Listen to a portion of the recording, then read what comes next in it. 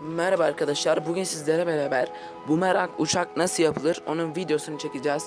Hadi hemen başlayalım. Evet arkadaşlar, bumerang uçak yapmak için A4 kağıdı, bir defter kağıdı gibi bir kağıda ihtiyacımız var. Evet arkadaşlar, ilk başta kağıdı kısa kenarından ikiye katlıyoruz. Evet arkadaşlar, önemli olan bize ortadaki çizginin oluşması. Ortadaki çizgiye yeniden öbür kenarını da eşit olacak şekilde katlıyoruz. Evet arkadaşlar, katladıktan sonra evet arkadaşlar, enlerle katlıyoruz.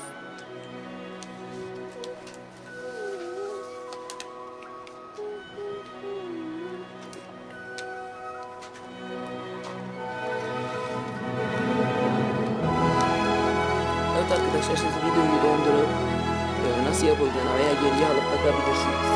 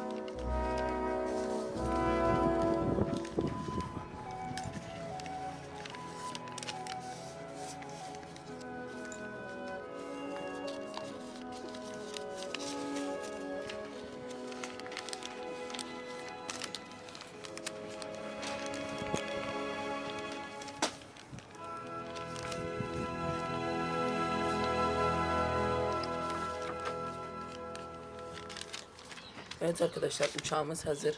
Hadi deneyelim.